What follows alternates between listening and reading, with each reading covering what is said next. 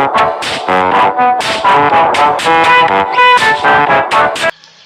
day everyone, I am Christie Sombito from BSED English 2A. So for today, I'm going to vlog a story entitled Peter and Blueberry Land by Elsa Bisco. Early one morning, Peter went into the forest. He was carrying two baskets, one for red cranberries and one for blueberries. It was his mother's birthday and they were going to have a surprise present. But where were the blueberries? Peter could not find a single berry.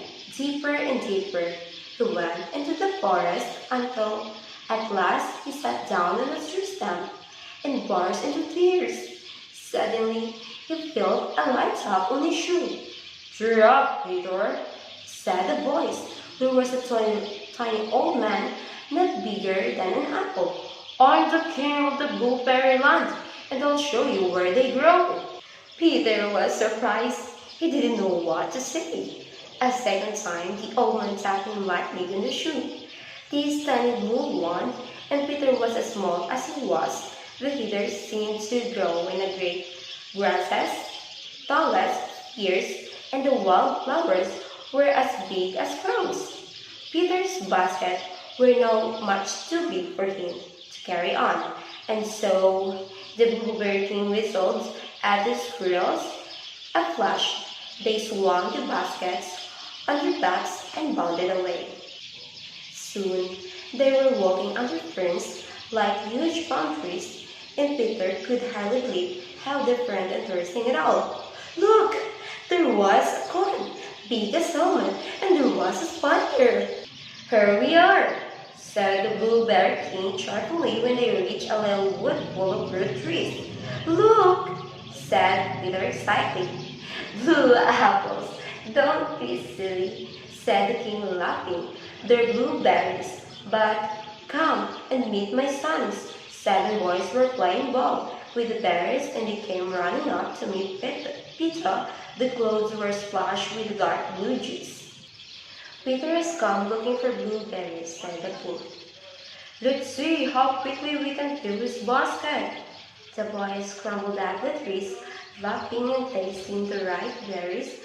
As they tossed them down, Peter tasted some of the berries too. As soon as his basket was filled to the brim, the boys gathered around him, shouting, "Now it's time to play! Come on, Peter!"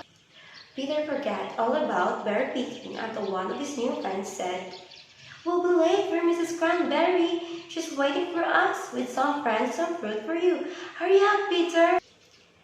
Everyone ate the delicious juicy red cranberries, but now it was time to go, and Peter said thank you to Mrs. Cranberry and goodbye to her daughters. The blueberry king waited for them when they arrived home. "Take Peter back to where we first met," he ordered the mice. "Oh, don't go yet," cried the blueberry boys, and Peter begged their father to let them stay for just one more.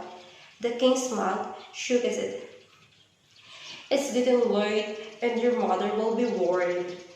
"Goodbye," shouted everyone as Peter climbed into the wagon again. "Come back soon." Suddenly, Peter stopped with a jerk. He was back on his tree stump. There was no sign of the blueberry king. "I must have been dreaming," Peter said to himself. He looked down, and there at his feet were 2 baskets, both nearly filled with one red cranberries and one with blueberries. So it had all been true.